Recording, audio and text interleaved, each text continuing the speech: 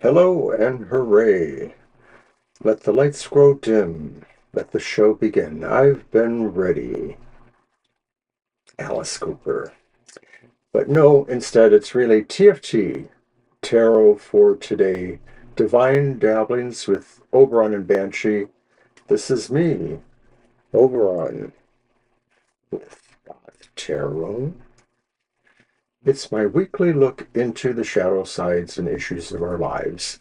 And we have begun a new experiment here where we decide to focus on maybe a more major feeling or attitude about shadow work and then explore it in updates and adjacent work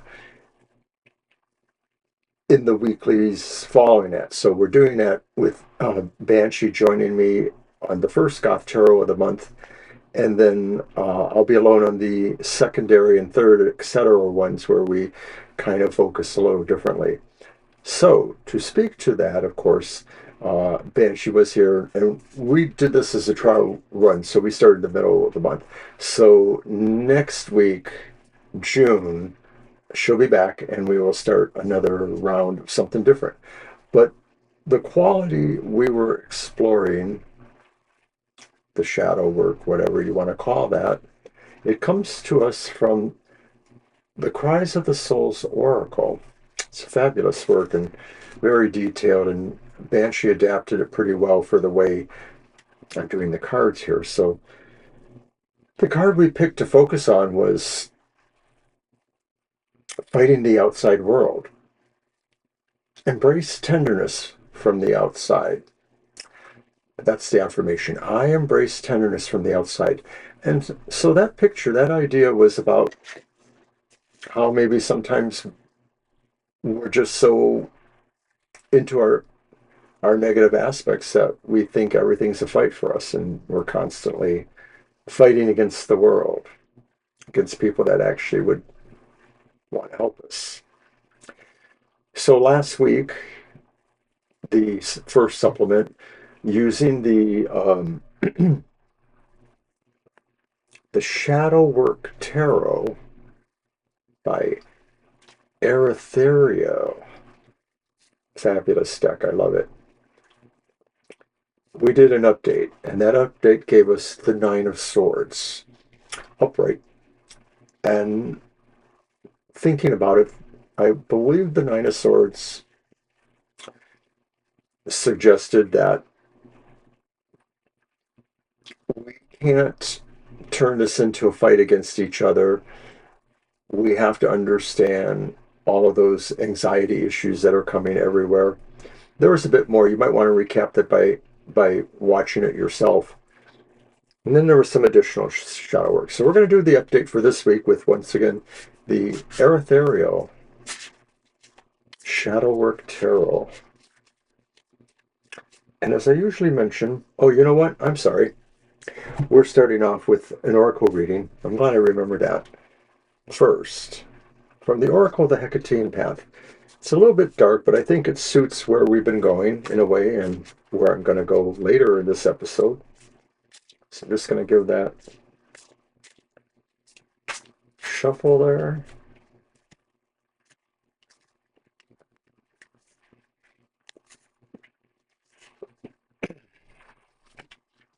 Number 21. Hekatean of the Night.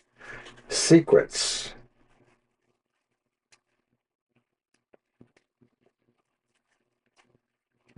So let's show that here.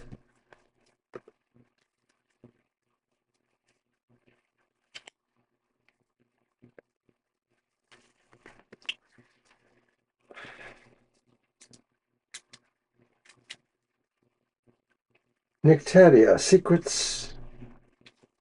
Hekatean of the night. In shadows of light, Hecate wanders in silence, moving unseen. A stoic sentinel. Through her silent vigil, we see truth and answers to the mysteries that we seek.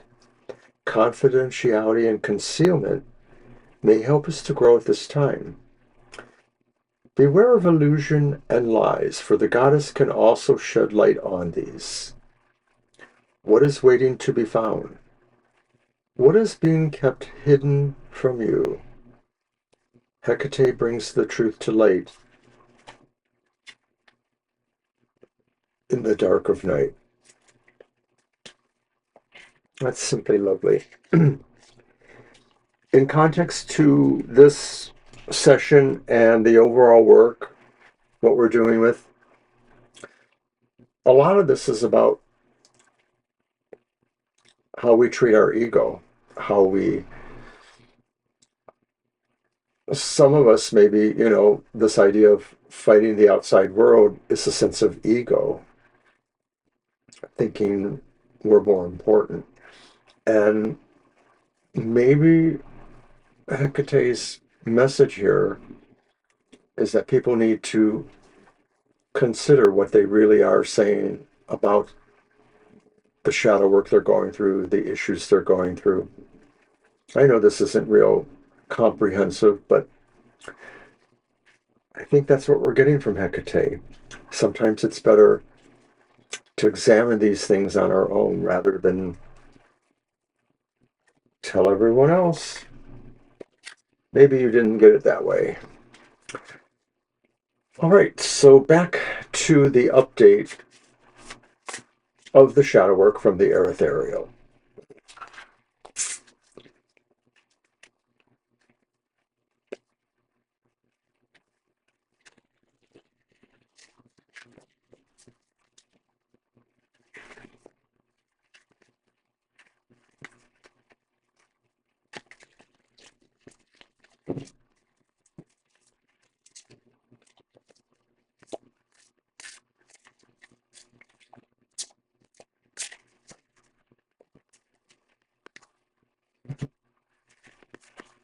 How are we progressing with the idea of fighting our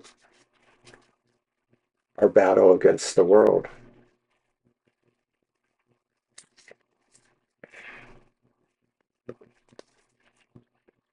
Maybe we're doing pretty good.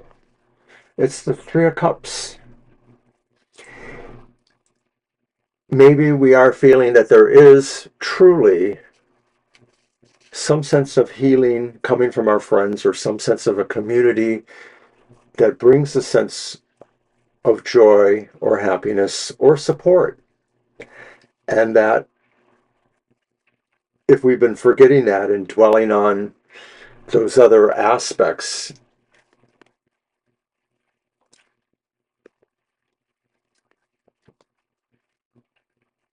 of how nobody supports us, nobody likes us, we're going to go and eat some worms. So taking the time to understand these various concepts, more so from the previous work, I think we're just updating here, can be useful. But I still think there's a way to go here. So we're gonna move on to the grander tableau, so to speak. And for this week, I've decided to work a little bit with the concept of avatars. And of course, an avatar is how we represent ourselves to the world. In technology, computer ways, it may take the form of some sort of image, and that sort of represents us or represents an aspect of us. But that happens in shadow work too, that sometimes the thing that we project to others is also containing a part of our shadow or a shadow aspect that maybe there are different reasons, but maybe we're trying to hide it by just sort of throwing it out there in plain sight. There's a couple ways of looking at that. So I'm going to use a couple different decks for this, and I'll be drawing more than one card from each. And the first quality here we're looking at is what are a sense of what these avatars aspects of ourself that contain parts of our shadow self. What are they? And I'm going to use the Lost Soul Tarot for that. I'm specifically using just the major arcana and the court cards. So it's about 36 cards, 38 cards, 38. Did the math.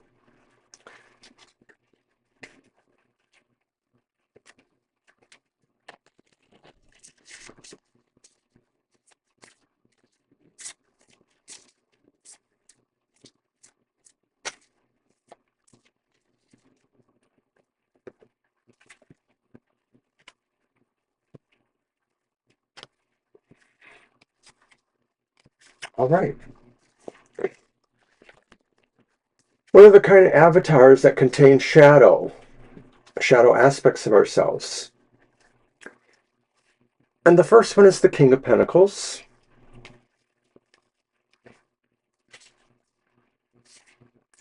And the second one is the reversed Queen of Swords. And the last one is the reversed Knight of Swords. And I chose 3, but there's no reason why there couldn't be more, perhaps, or less.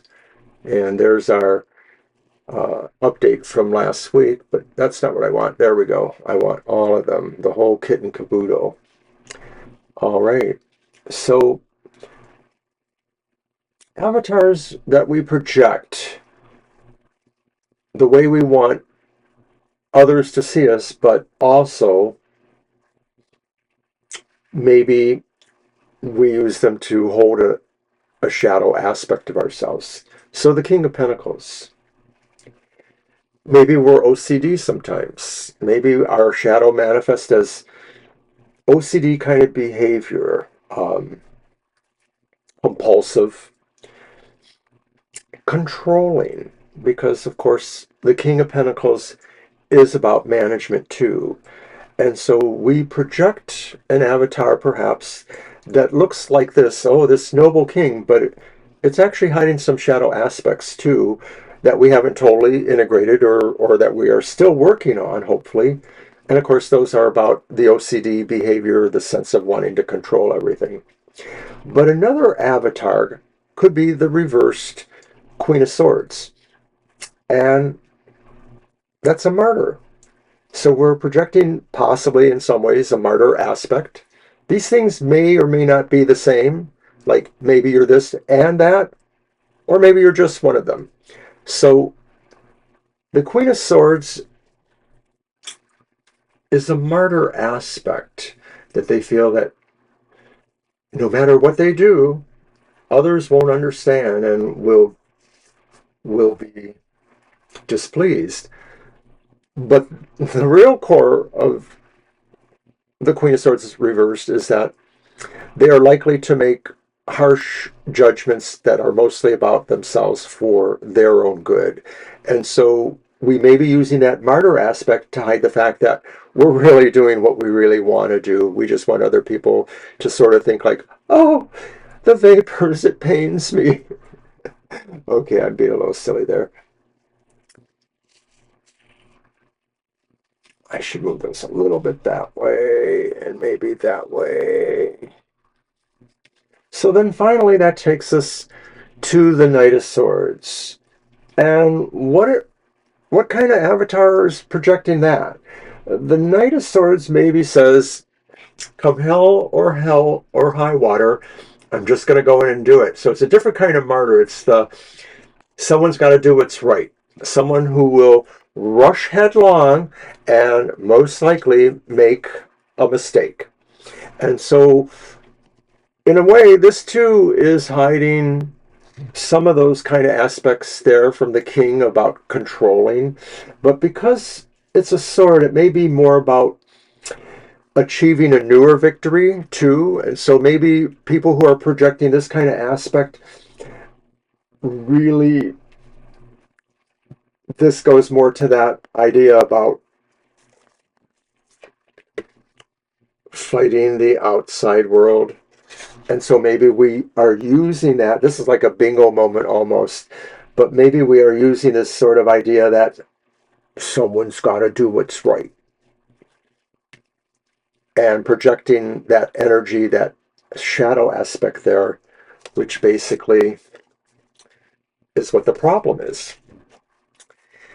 So, despite the fact that maybe we're learning that the community will support us, or that people will support us, or that there is something warmer for us, we're still not all the way through that. And that means I got to throw some more cards. These are going to come from my new, I just unboxed it. I'm not sure if it hit the fan yet, but the Joker Tarot. And so I'm looking at the Joker Tarot to specifically tell us how are we expressing trickery or distraction to hide or control those other issues that, in fact, we're projecting those avatars to hide things, in fact. And I call this the dark trick. What is our dark trick? And of course, I'm using the Joker Tarot, which refers to the idea of the fool or the trickster. You know, sometimes the trickster is a good thing, but not always. And once again, if we are more in service to our shadow, we may be using this element too as another kind of avatar, perhaps. The projection of our trickster self is, in fact, I think, another kind of avatar. So I'm going to draw 3 cards again, and like I said before,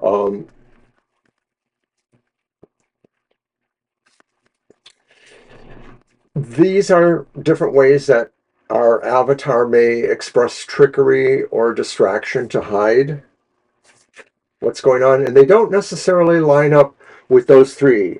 Just as those 3 can overlap, and you could have one or more of these as aspects of yourself that you express in an avatar way, these cards could be for any of those, or for other things, in fact, even, but they are basically representing the trickster element as it may manifest through those avatars.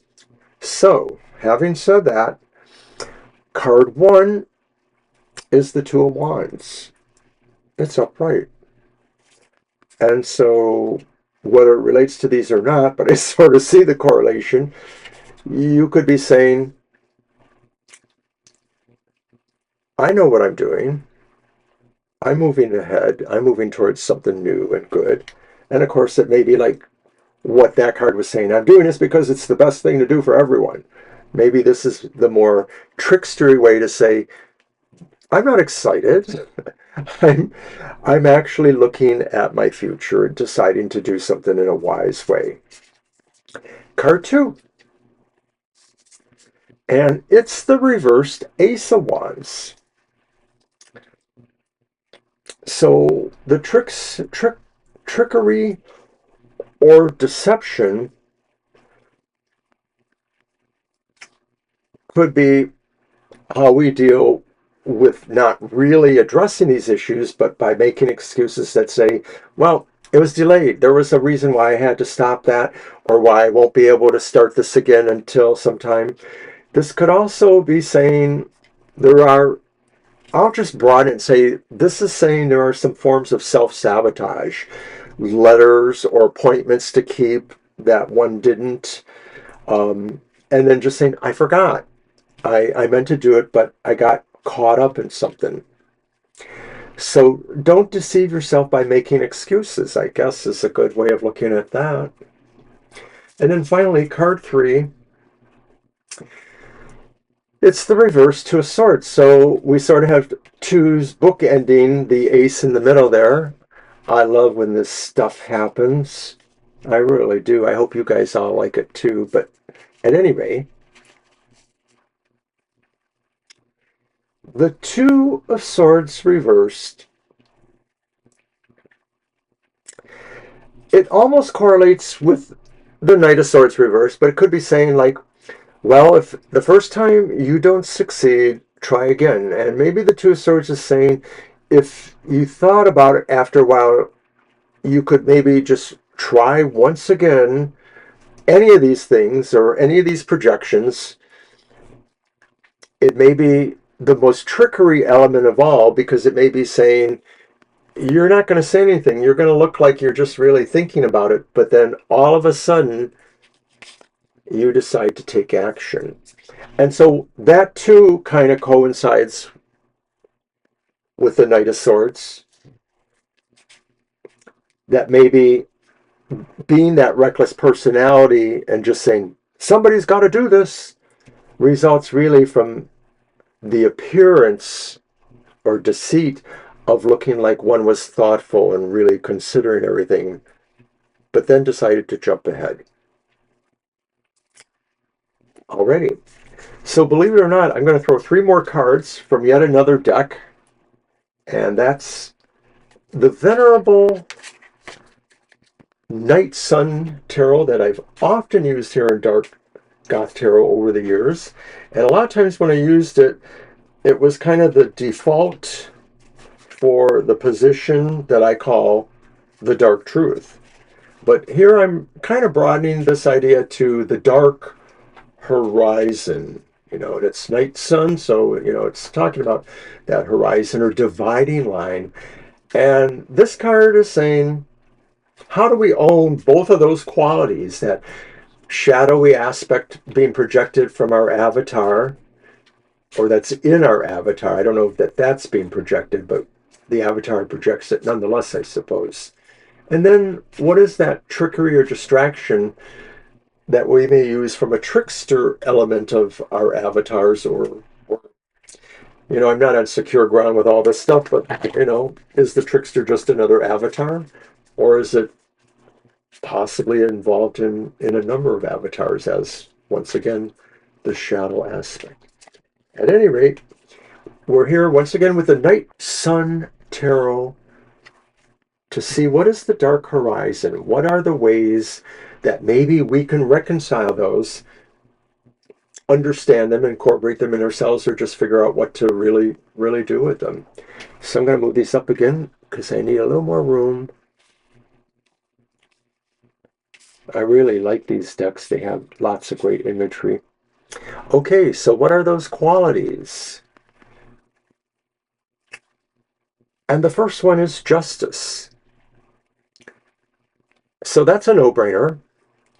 How do we reconcile some of these aspects going on in our avatar and the way we use trickery to kind of cover for them? Because that's what's going on here, is we have to bring true justice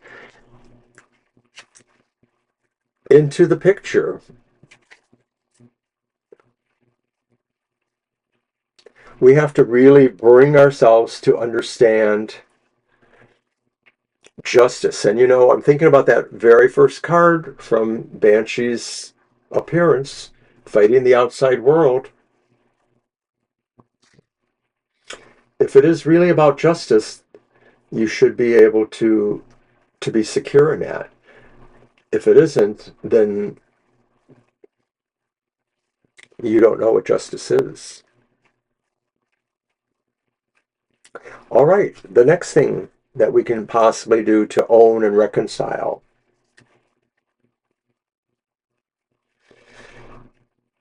And it's another avatar justice. It's the reversed Eight of Cups. So it's the Eight of Cups, but it's reversed. Maybe if we're looking at the idea of justice, we realize we're not really there. We have to go back to work on it. We can't move ahead to our own sense of enlightenment until we resolve the justice conundrum. So this may be actually a referral to itself rather than out there, but it could apply to those things too, that any of these things as goals or ways of projecting ourselves ahead, trying to ignore that we're fighting the outside world, not really listening to the message that people will deal with us as we are. People will care about us. We have to come to that realization that there's no going beyond until we deal really with what we have to deal with. So the final one for this one, and I like it, it's the King of Cups. And the King of Cups says, know that you are a good person, you are a positive person, and that negativity, darkness is what you project yourself if you let it. And so you have to realize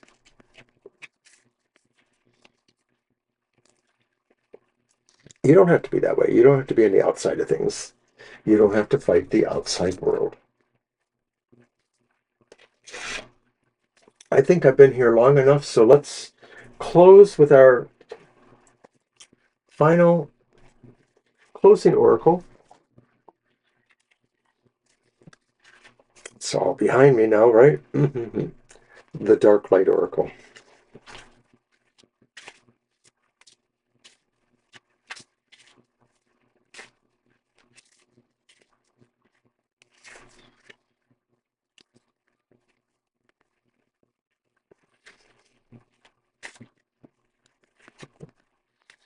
And this was kind of fascinating. I hope I get some feedback on this, because I think it was pretty good. Remember that not all of this will apply 100% to everyone. In fact, maybe none of it will. Take from it what you will.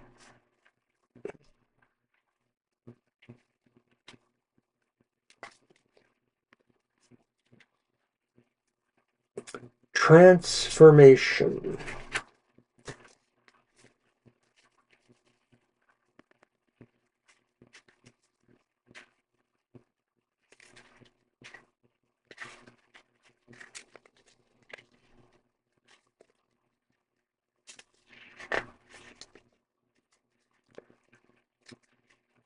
Becoming me. What do you think? Am I a woman becoming a bird, or a bird becoming a woman? Either way, a drastic change is occurring here.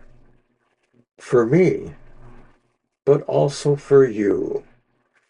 The moment has come to end your transformation and to live a rebirth. I know that such a metamorphosis can be painful, but the process has to be completed all the same. What you were before is gone. A whole new you is being born. This you have to accept. Do not waste time regretting your former you. Welcome your new self. You are a living creature, experiencing a new phase. Enjoy it.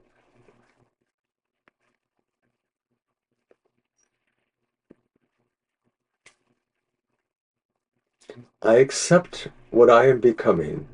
I know that I am changing for the best. I can't wait to bring to the light my new self. And you know, this episode wraps up what we were doing with the Cries of the Souls.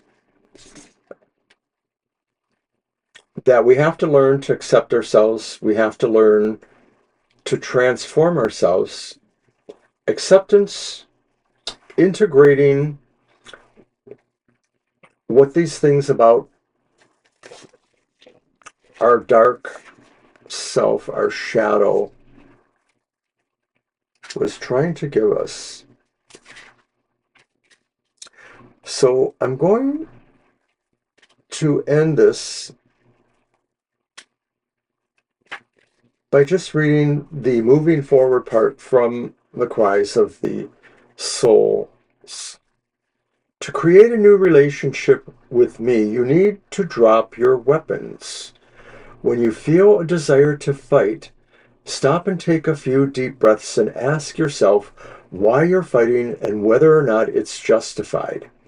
Make a list of action steps you can take that will allow you to react in a generous way, experimenting with other ways of doing and being. Reconcile with gentleness through accepting hugs, gifts, and help from others. Accept that you can talk about your fears and that you may be listened in. 2. Listen to the other voices that are outside. And that takes us, of course, back to the update. It said it all, really. Find your family, find your foundation, and find your future. So until next time, remember that the dark and the light are both the same. You can't have one without the other. Next week, Banshee rejoins me and we will begin another round of shadow work. Take care. Don't forget to watch our live show tomorrow night from 7 to 9 p.m. The Emotional Exchanges on Friday morning at 7 o'clock. Happy Hour at 10 o'clock on Saturday morning. Banshee's Material Matters at 10 o'clock on Sunday morning.